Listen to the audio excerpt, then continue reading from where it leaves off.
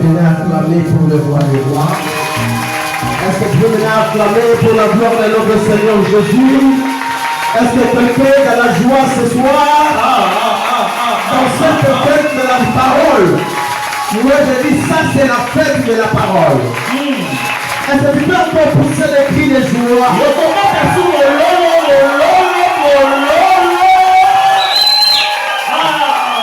Dieu sera dit à notre Dieu. Amen. Avec tout le respect que je vous dois, je voulais vous demander de nous mettre. Je dis un grand merci à notre Dieu pour sa grâce. Et je dis un grand merci à mon jumeau, cette l'âge de l'église, de cette église. Le révérend pasteur Yves Mosengo, ensemble avec tous ses collaborateurs. Un grand merci à tous les membres qui sont présents et présents. De pouvoir me choisir aussi parmi les orateurs ce soir. J'ai dit que l'Éternel vous bénisse abondamment. Je suis tellement fier de vous.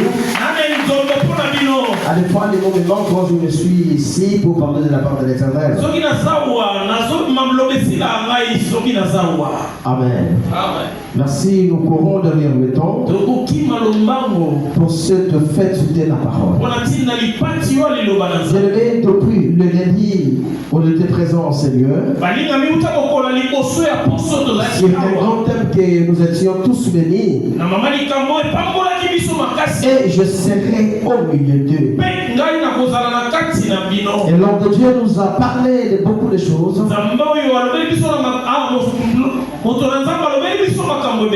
Hier, bien qu'il est absent, mais j'étais aussi présent. Parce que nous avons notre chaîne. J'avais suivi le message. Et j'étais fort sur ma bénie. Le matin encore, pendant qu'on était là-bas dans notre chantier à l'église, pendant que les maçons travaillaient, moi j'étais en train d'écouter la parole. Amen. Que Dieu soit loué. Et pour ne pas rentrer en arrière, nous allons nous lever pour lire un passage biblique. Nous sommes dans le livre des Juges, chapitre 2, verset 16. C'est là que nous allons soutirer notre sous-thème de ce soir. La Bible dit ceci: l'Éternel suscita des juges afin qu'il les délivrasse de la main de ceux qui le pillaient.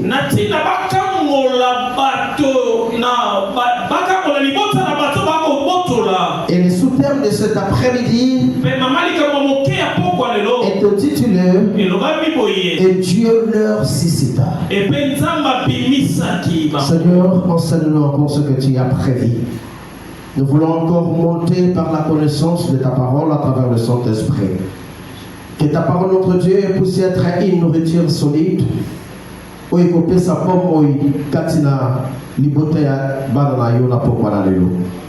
la puissance du nom de Jésus soit présente et soit manifeste. Je détruis tout esprit de voyage de pensée, tout esprit de chichokuma inutile. Je les chasse loin de nous au nom puissant de Jésus. Les psalmistes ont dit que ta parole est une lampe à nos pieds et une lumière sur nos sentiers. Seigneur, je prie que la parole que nous allons encore écouter puisse éclairer là où les ténèbres voulaient régner dans nos vies, là où les ténèbres voulaient régner dans nos familles, là où les ténèbres voulaient régner dans nos églises. Que ta parole apporte la lumière pour que nous puissions vivre dans la gloire. Au nom précieux de Jésus, notre Seigneur et Sauveur. Amen. Amen. Merci, nous pouvons nous asseoir. Et Dieu les suscita. Mais frères et sœurs, dans ce contexte, la Bible nous raconte l'histoire des enfants d'Israël. Après la sortie d'Égypte, après le désert, ils sont arrivés à l'endroit que l'Éternel avait prévu pour eux. Et maintenant, c'était Josué qui avait le bâton du commandement. Mais il y avait un problème qui s'est posé. Les enfants d'Israël étaient en train de vivre une vie, je vais dire ténébreuse. Parce que les ennemis pillaient leurs efforts. Ils ne savaient plus quoi faire. Mais Dieu avait suscité un prophète pour les rappeler. Vous êtes victime parce que vous avez désobéi à la loi de l'Éternel. Et à cause de cette désobéissance, voilà pourquoi l'Éternel vous a frappé. Et si vous revenez en Éternel, l'Éternel sera toujours au milieu de vous. Et vous serez un peuple béni. Et quand ils ont écouté la parole des hommes de Dieu, et ils se sont ressaisis. Mes frères et sœurs, voilà pourquoi nous allons dire que Dieu va ressusciter encore de nouvelles personnes dans cette église. Amen. Dieu va susciter des gens qui vont marcher dans la loi de l'Éternel. Ils vont faire ce que l'Éternel nous recommande. Et voilà pourquoi dans l'histoire de l'église, et quand nous parlons de notre beau pays Congo, il y a aussi des gens que l'Éternel avait suscités.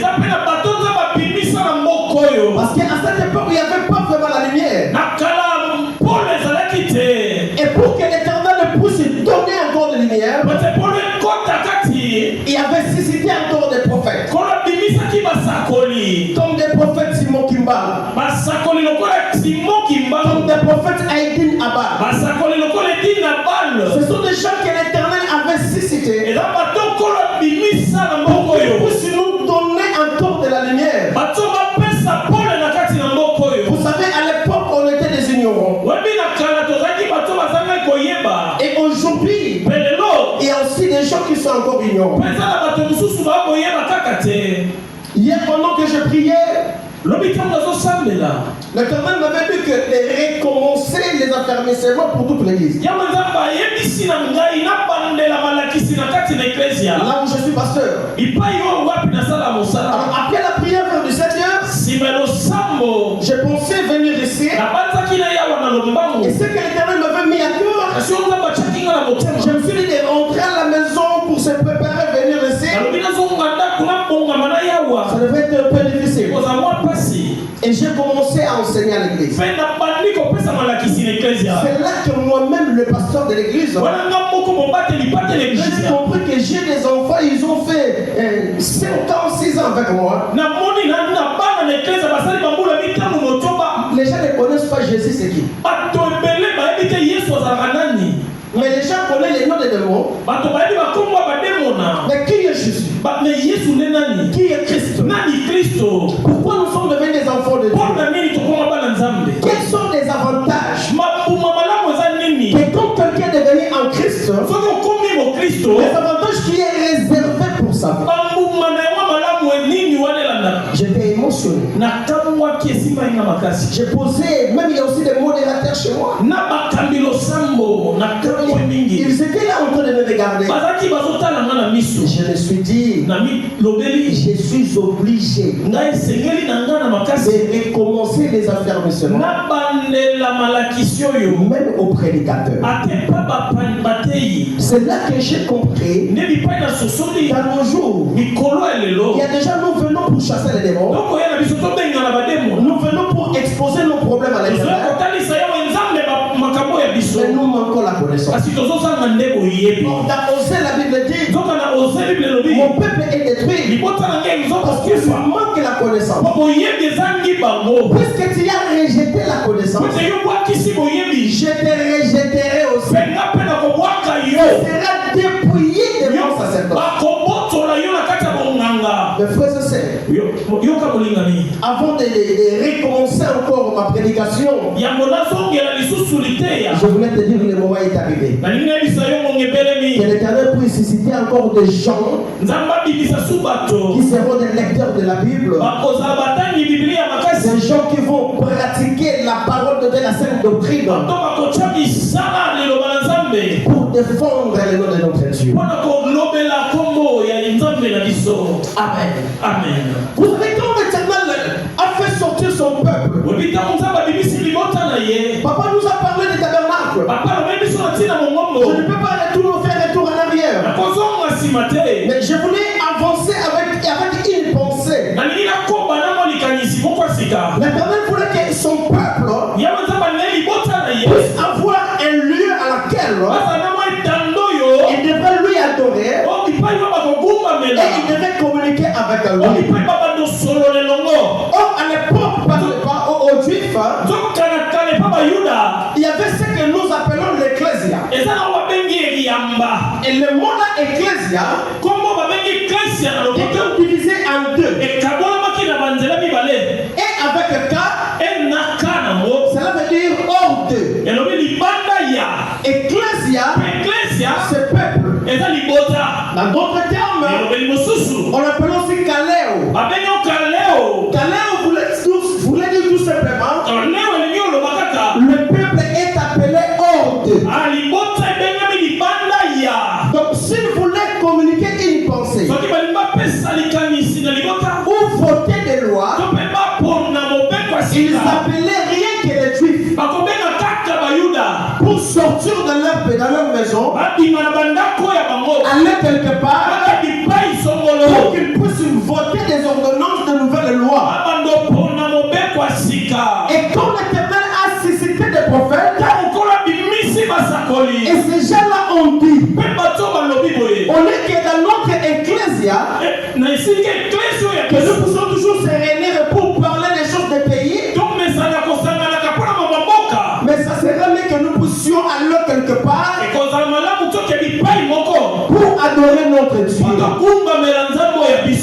Mais ce qui est différent, dans leur ecclésia, ils n'avaient pas besoin des étrangers. C'était rien que pour les Juifs. Si tu es un étranger, tu n'as pas droit de participer. Alléluia. Amen. Mais ce qui est important, malgré leur réalité, l'Éternel était toujours au milieu. Est-ce que nous sommes là? C'était les rendez-vous pour venir écouter Dieu. Mais la personne qui convoquait, ce n'était pas Dieu. C'est tous les prophètes que Dieu avait ressuscités qui appelaient les gens pour écouter Dieu. Maintenant, ceux qui obéissaient, après leur sortie, dans leur marche, voilà pourquoi l'Éternel était toujours au milieu d'eux. L'Éternel s'est présenté comme une colonne de nuée. Mais pendant la journée, cette colonne-là, il était là pour faire dire au soleil. Parce que la colonne de nuée couvrait le soleil. Pour que le soleil ne puisse pas frapper ses enfants. Parce qu'au désert, il fait tellement chaud. Le Seigneur voulait protéger ses enfants. Et cette colonne de nuée protégeait les enfants d'Israël.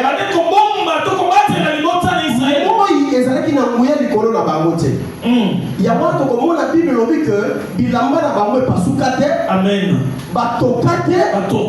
Pourquoi? Parce que le soleil n'avait pas la puissance de leur détruire.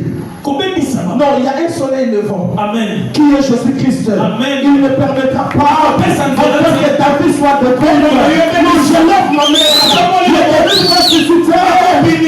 soleil ne sera pas pour te détruire. Il faut te protéger, pour te sécuriser. Et pendant la nuit, il y avait encore la colonne de feu. Vous savez, dans le désert, il y a des bêtes féroces. Il y a des lions, il y a des scorpions. Et pendant la nuit, ces animaux-là cherchent des gens ou des choses pour dévorer. Mais l'importance des colonnes de feu, si vous êtes en dehors de cette colonne, il y avait un grand feu. Donc, na musika moyo opusana exacte. Mais bango moko na kati. Parce qu'on a un moto moko ya mukezo ko ete bango ko lumière. Amen. Moye babunga exacte. Parce qu'on a nzela. Mais na musika banyama wana ya mabe. Moye bapusana exacte. Parce qu'on a moto wana moto peki. Tokosika. Et aujourd'hui, nous avons le feu qui dévore. Et il s'appelle le Jésus. Donc il ne permettra pas que les bêtes féroces te toucher. Il ne permettra pas que les choses impures venir te déstabiliser. La saison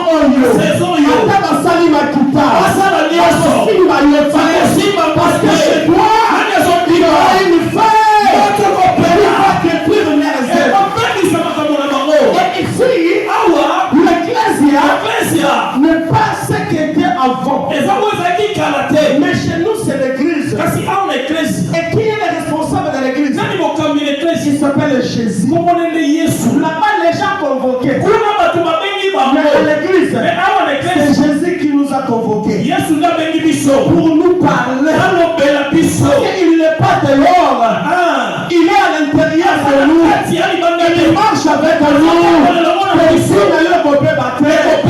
Car Jésus est là. Et il n'est pas venu seulement pour le vivre. À l'église, que ce soit un païen, Jésus a besoin de toi. Que ce soit ta publique, Jésus a besoin de toi. Il a besoin de tout le monde. Pour que nous puissions louer et célébrer. En fait, que nous puissions être sauvés.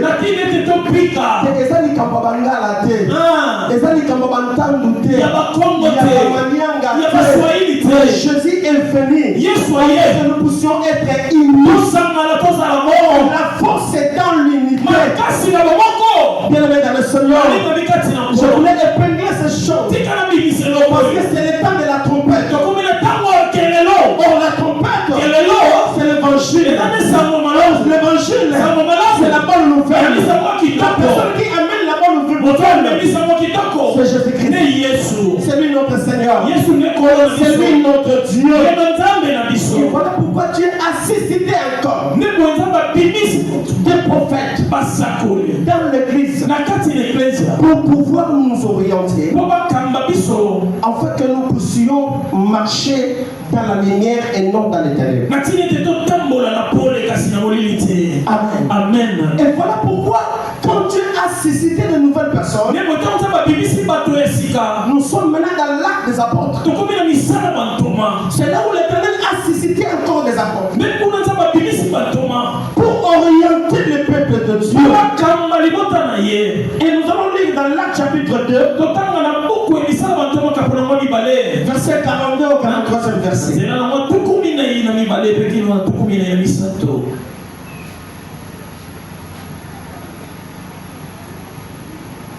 Acte chapitre 2, 42 au 43e verset, nous lisons la parole au nom de Jésus.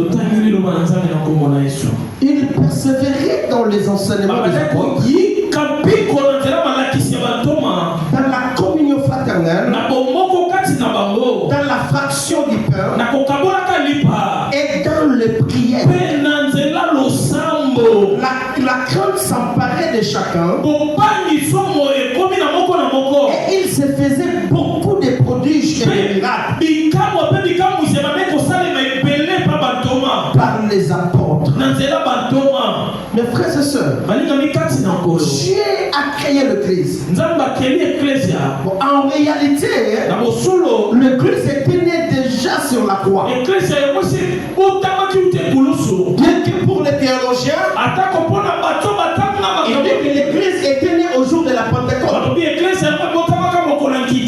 Mais Dieu lui-même, depuis le livre de Genèse, il a déjà prophétisé sur l'église. Et après la mort de Jésus, il devrait mettre en place et construire maintenant l'église que Jésus avait prophétisée. Maintenant, comme les apôtres, ils ont commencé leur travail.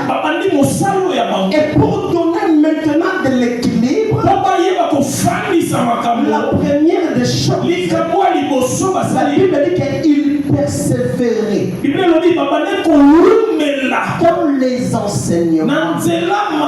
Mes frères et sœurs, Église de Dieu, ce qui est important aujourd'hui, tu es censé pouvoir aimer les enseignements plus que toute autre chose. Si quelqu'un est enseigné, il va marcher dans la droiture et il y aura la lumière de Dieu dans sa vie. Si tu n'es pas enseigné, mon frère, ma soeur, il y aura toujours des tourbillons. Voilà pourquoi aujourd'hui plusieurs abandonnent leur foi à cause des manques des enseignements. Pourquoi nous venons à l'église? Mais nous ne voulons pas être enseignés. Mes frères et sœurs, vous savez, je ne sais pas ici, peut-être c'est bon. Mais chez nous aussi, les gens veulent toujours des spectacles. Et au début de mon ministère, moi je croyais que la puissance, c'est toujours dans la démonstration. Au lieu de commencer l'église par les enseignements des apôtres, moi j'avais commencé l'église par les spectacles. Parce que chaque rendez-vous, les gens tombaient. Chaque rendez-vous, les gens, les démons sortaient. Moi, je croyais que je suis le plus fort. Je suis célèbre. Je mange chaque voiture. Parce qu'il y a la puissance. Mais l'église n'était pas stable. Pourquoi? Les gens n'étaient pas enseignés. Les gens ne connaissaient pas l'importance de la prière. Les gens ne connaissaient pas l'importance de la parole de Dieu. Les gens ne connaissaient pas l'importance de la dîme. Les gens ne connaissaient pas l'importance des offrandes. Et j'ai remarqué qu'il y avait plein de gens. Au début de mon ministère, il y avait seulement des foules. Et tout le fois, pendant la semaine, on peut se réunir à 100 bien plus de 100 personnes. Mais quand les financiers vont me donner les rapports, peut-être il y avait 5 000 francs de l'offrande. Mais peut-être moi je suis conscient que moi j'avais donné 2 000 francs. Papa 2 000 francs. Moi si dans 1000 francs, ça fait 3 000. Donc tous ces gens-là, ils ont donné 2 000. Et la pauvreté régnait. Je ne sais pas comment expliquer cela. Et tout ce que moi j'ai gagné, je le mettais toujours dans l'œuvre de l'État. Je dis que moi j'étais toujours béni, mais l'église vivait toujours dans la médiocrité. On peut me dire qu'il y a une personne qui est malade. Donc j'arrive, qu'est-ce que vous avez donné à l'enfant? Papa, nous n'avons rien. On devait prier, après la prière, on devait ramener la personne à l'hôpital pour se faire soigner. Et il y a un jour, c'est alors que le tournel a commencé.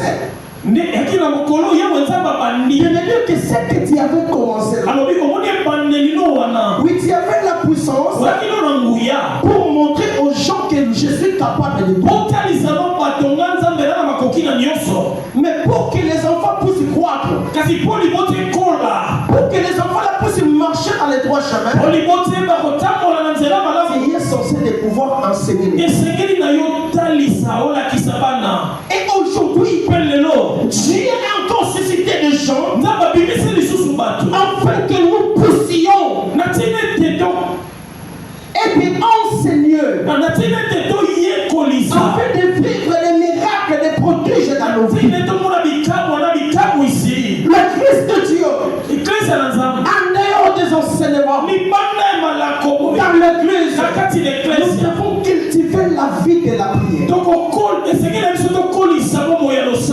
Et Thessaloniciens chapitre 5 verset 17. Un Thessaloniciens 5, 17. La Bible dit que prier sans cesse. Mes frères, la vie de la prière, c'est la vie des héros. La vie de la prière, c'est la vie qui déclenche le miracle. Mais le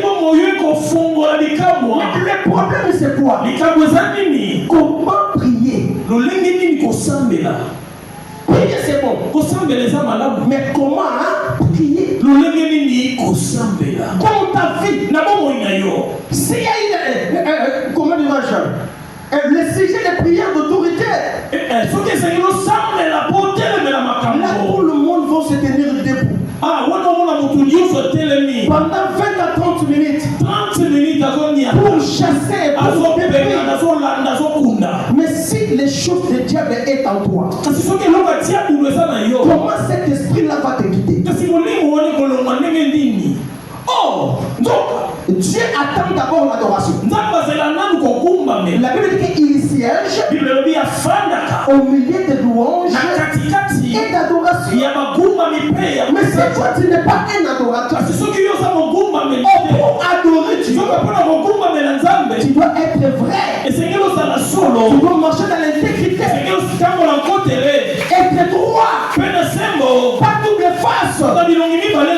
L'intégrité, c'est la meilleure des options pour un enfant de Dieu. Vous savez, la prière est agréable à Dieu. Lisons Proverbe 15:8. Proverbe 15:8. Si un lecteur est là, peut vous nous aider. Proverbe 15:8, la Bible dit ceci. Le sacrifice de méchant est un honneur à l'Éternel. Mais la prière des hommes droits lui est agréable. Il faudra que ta prière, pour que ta prière soit agréable à Dieu, tu dois être droit. Amen. Regarde un peu ta vie. Depuis que je commençais à prier, comme si l'Éternel ne m'écoute pas. Regarde ta vie. Fais l'examen de conscience. Comment tu marches? Comment tu te comportes? Oui, à l'église, nous sommes d'accord avec toi. Mais là où tu travailles, comment tu te comportes? Na quartier, na avenue, même dans la famille. Comment tu te comportes? Mais ici, la Bible nous dit clairement que les sacrifices des méchants est un honneur à l'Éternel. Si tu es méchant, tu connais ta vie. Tous les sacrifices que tu feras. C'est pas moi, c'est la Bible. Est-ce que nous sommes là? Parce que dans cette fête de la parole, il faudra que nous puissions comprendre la parole de Dieu. Enfin, qu'après cette activité, que les choses choses changent. Ne sois pas seul devant les gens, mais d'abord devant l'Éternel. Vous allez m'excuser, mes frères bien-aimés. Vous savez, je suis votre pasteur. Il y a beaucoup de gens qui marchent dans l'hypocrisie dans l'église. Amen. Amen. Peut-être ici, non, notre sœur, elle n'est pas engrossée. En tout cas, elle marche dans la crainte de Dieu. Ok, il y a des résolutions que toi tu avais prises. Hein? Tu as mis de l'implant. Tu es plan. 5 ans. Il y a d'autres personnes qui prennent des pilules. Il y a d'autres personnes, il y a aussi des piqûres de repos. Pardon, papa. Voilà, nous avons un conseil. Nous sommes ça pour avorter. Et ici, en tout cas, nous avons battu les Kimomosi Nanga, Tina Kobala. Mais en réalité, tu sais ce que toi tu fais. Amen. Il y a des païens de fois, quand elle est engrossée, aboyini pour avorter.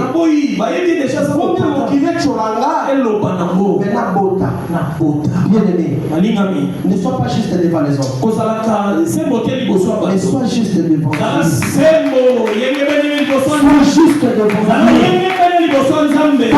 lui il voit tout.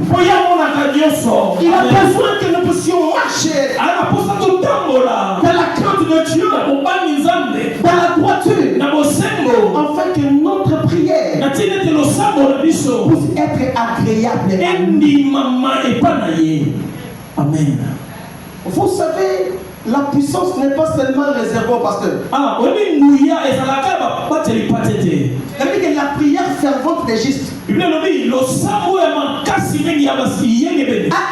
grande efficacité.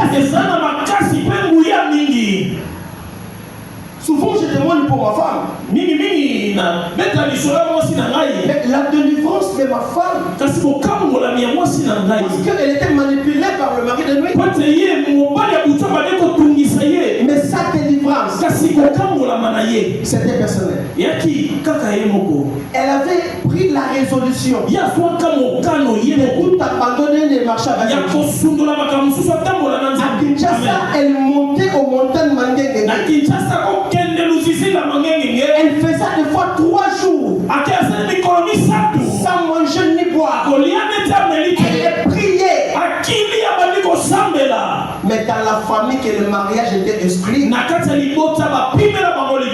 Et aujourd'hui, ça fait plus de 15 ans. Elle est mariée.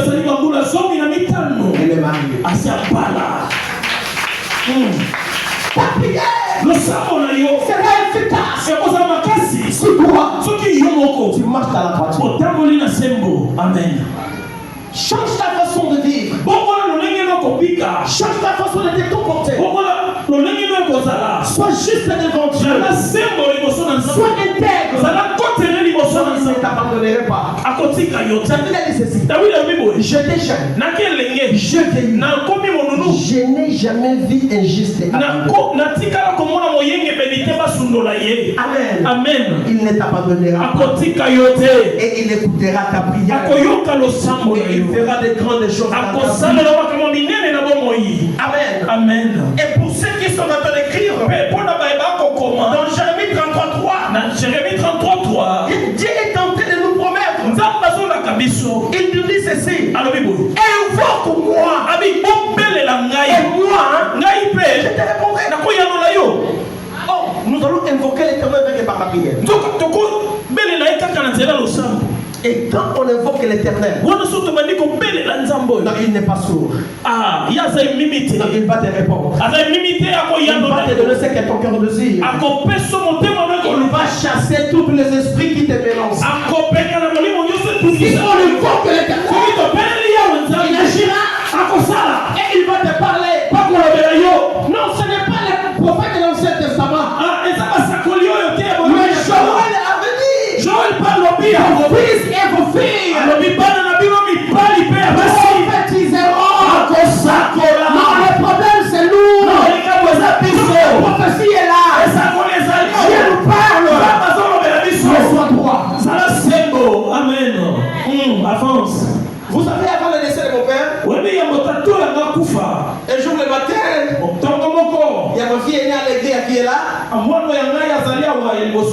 Elle devait partir à l'école. Elle me dit, non, papa, attends un peu. Pendant que je dormais, Dieu m'a dit que Pépé va nous quitter. Pendant que je te parle, je pressens aussi sa mort. Mais le petit canon va français.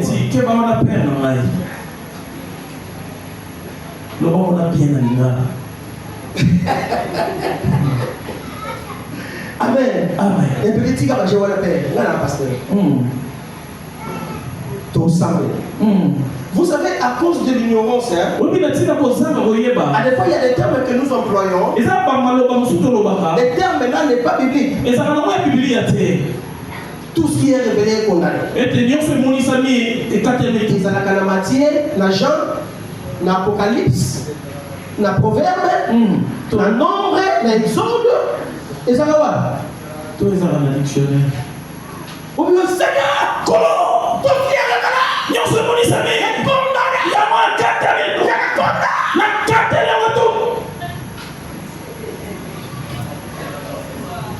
Ça passe ou ça casse? Ça casse? Ça passe ou ça casse? Ça passe? Donc nous allons avancer. Ça casse? Ah, merci beaucoup. Là, nous sommes censés les continuer. Amen. Amen. J'ai dit à ma fille, en tout cas, c'est dernier cas, je n'ai pas d'argent. Même si aussi dans la micro, pour enterrer papa, il faudrait que nous puissions prier. Nous avons pas l'ongolangona. Amen. L'enfant de la gâte de la côte de regrette. C'était au mois d'avril de cette année. Mais pendant que j'étais en retraite à l'église, je priais. Il n'était pas malade. Il était normal. Normal. Vers 21. Et il y a un coup de fil. Non, en tout cas, ici ça ne va pas. Qu'est-ce qui ne va pas? Papa était ici, il regardait la télé. Il était allé à la salle de bain. Il est tombé là-bas. Au moment où je vous parle, nous sommes à l'hôpital. Mais pas, rien ne marche. Directement, Dieu me dit, adore-moi seulement, prépare-toi. Et puis ça dit déjà qu'il y a juillet, mais il y a. Alors j'ai demandé à mes frères, vous êtes où? Nous sommes ici à l'hôpital. Qu'est-ce que papa, est-ce qu'elle est une rien? On l'a envoyé à l'hôpital, on l'a l'hôpital Moussous. Ah, 21h, va déplacer l'hôpital Moussous.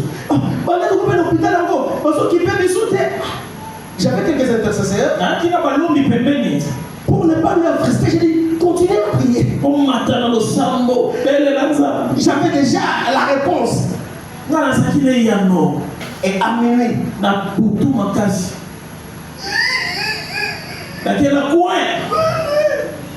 il est parti. Amen. Amen. Il est parti comme ça. Pour vous dire que Dieu, quand on invoque Dieu, il nous répond. Mais avant d'obtenir l'esprit one, ma commune a dit que le Bénin est un merci papa. Et aujourd'hui, les gens croient que la prophétie, c'est ça la meilleure des choses que les gens puissent prophétiser pour nous. On les gens oublient que la prophétie est l'accomplissement. Il y a les temps. Pour que la prophétie puisse accomplir, toi tu dois marcher dans la droiture. C'est alors que l'Éternel accomplira.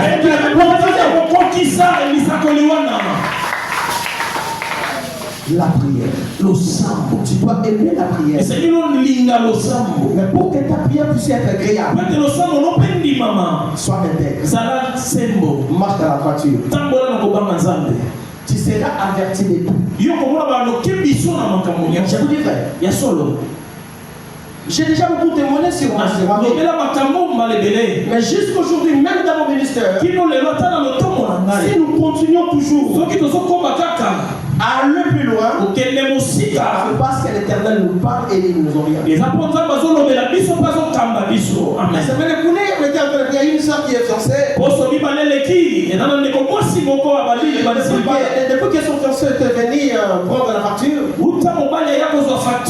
il y a seulement des incompréhensions par-ci par-là. Mais là, pendant qu'on prie à l'église, l'Éternel me dit que regarde ta fille là. Et c'est des choses qu'elle avait fait pendant qu'elle est fiancée, mais elle sortait aussi avec une personne. Et jusqu'aujourd'hui, le quoi elle a confessé. Amen. Mais cette fille là, et cette femme n'a mené la moi dans Mondo. Qui y était. Parce qu'à des fois, quand tu écoutes une chose, tu dois examiner aussi sa parole. Nous avons des propos sanito. Les appels. Après le culte, j'ai appelé la je lui ai fixé les yeux. J'ai dit, regarde ce que Dieu m'a dit. Que toi-même tu es le responsable. Il y a un trouble qui se passe dans ton frère. Tu sortais avec une autre personne. Et Dieu m'a dit, à cause de cela, le trouble est laté. Les oiseaux qu'on s'est rendu balles, les autres.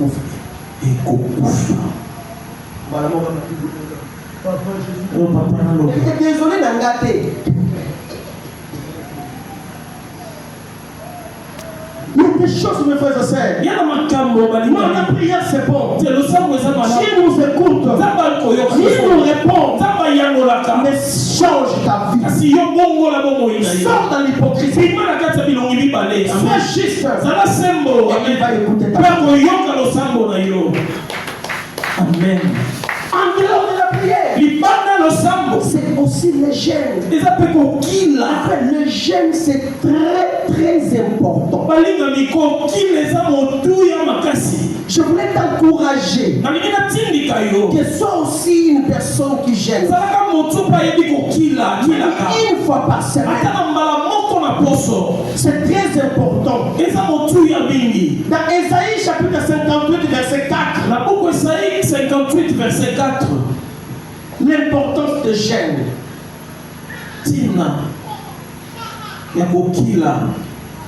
Ésaïe 58 verset 4, la Bible dit ceci. Voici, vous gênez pour discuter et vous querellez pour frapper méchamment du poing. Vous ne gênez pas comme le vrai séjour pour que votre voix soit entendue en haut. Le jeûne, nous nous gênons pour que notre voix soit entendue en haut. Et chaque fois la réponse à une demande tarde dans la prière, ou bien chaque fois qu'on le veut faire entendre facilement sa voix, tu dois gêner. Amen. Quelque part dans la Bible, il y a aussi des disciples qui voulaient chasser les démons. Mais les démons ne sortaient pas. Ils ont rentré auprès de Jésus. Mais c'est le plus ce qui se passe. L'Éternel leur dira, il y a des démons qui ne sortent que par des jeunes. L'Éternel a suscité encore des prophètes, des apôtres, des pasteurs aujourd'hui. Pour te dire que si tu avais oublié cette culture-là de jeûne, zongela pour gêner. Amen. Amen. Wow. Nous allons clôturer sur la loi, sur le dîme et les offrandes.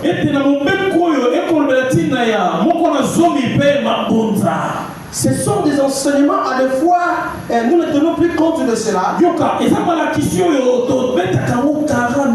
Parce qu'il y a des gens qui sont venus. Au lieu de servir Dieu, mais ils se servaient de l'Éternel. Pour eux, c'était toujours de l'argent. Alors beaucoup de gens se sont affaiblis. Les gens croient que quand on donne, et ça pour tout voir, mais ça va pasteur. Il y a d'autres gens qui ne tiennent plus compte de cela. Or, il y a des lois que l'Éternel avait établies. Lisons d'abord dans Exode 35. 4 à 5. Exode 35, 4 à 5. La Bible dit ceci. Moïse parla à toute l'ensemble des enfants d'Israël. Et dit, voici ce que l'Éternel lui a ordonné. Prenez sur ce qui vous appartient une offrande pour l'Éternel. Tout homme dont le cœur est bien disposé apportera en offrande à l'Éternel de l'or, de l'argent et de l'air. Donc l'Éternel est en train de donner une loi. Il dit ceci: tout homme dont le cœur est disposé apportera à l'Éternel quelle sorte de l'offrande? De l'or, de l'air, de l'argent. On ne parle pas de l'argent parce que c'est des matières premières. L'argent. Ok. Des fois, tout ça, la confusion quand on parle de l'argent, ce sont les matières premières. Amen. C'est-à-dire que l'Éternel nous demande des choses de qualité.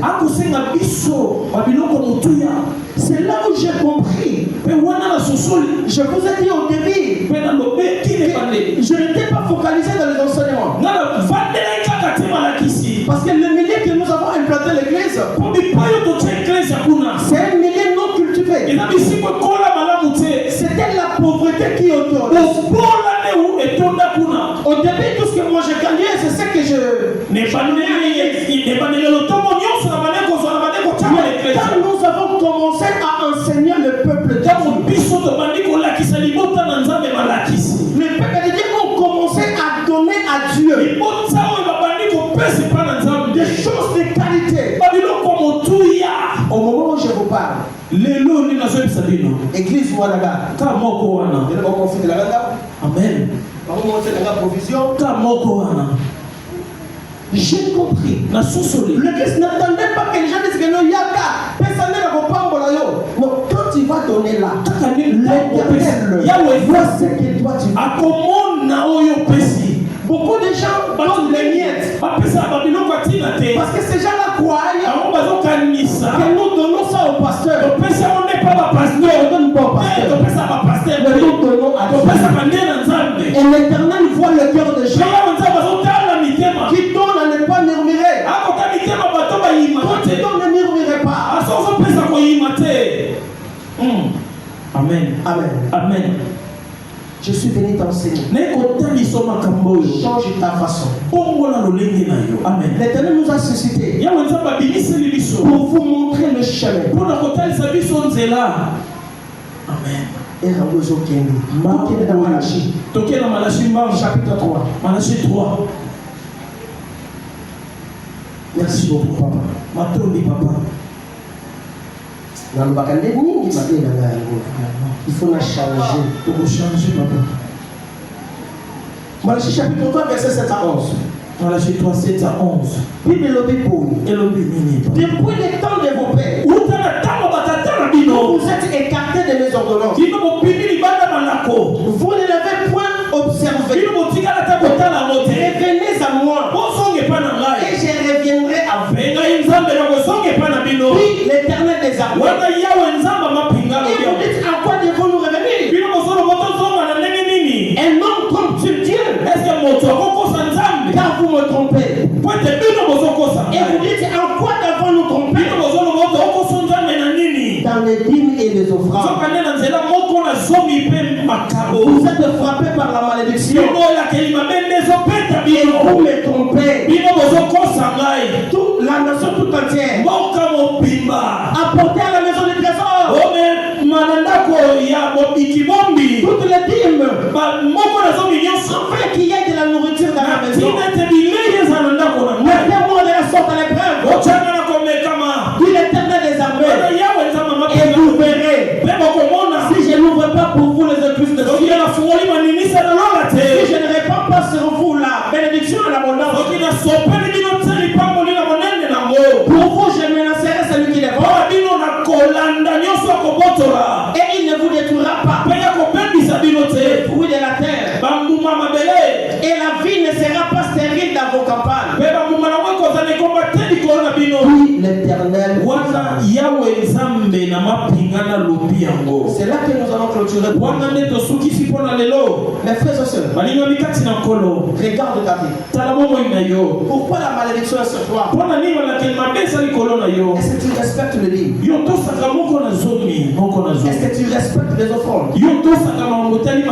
Est-ce que tu donnes aussi à Dieu des offrandes? Et quand tu donnes là, ton cœur ne murmure pas. C'est le moment de se révéler. Ça sera pour ta bénédiction. Celui qui honore Dieu dans les offrandes, celui qui honore Dieu dans le dîme, l'Éternel va chasser la malédiction. Et les gens qui viendront pour te dévorer, on va vous amener la problème inalcançable. Pour vous, je m'énoncerai celui qui va vous dévorer. Je suis venu à une personne de toi. Honore Dieu dans ta vie. Honore Dieu dans tes offrandes. Tu ne seras pas maudit. Le toi tu seras béni.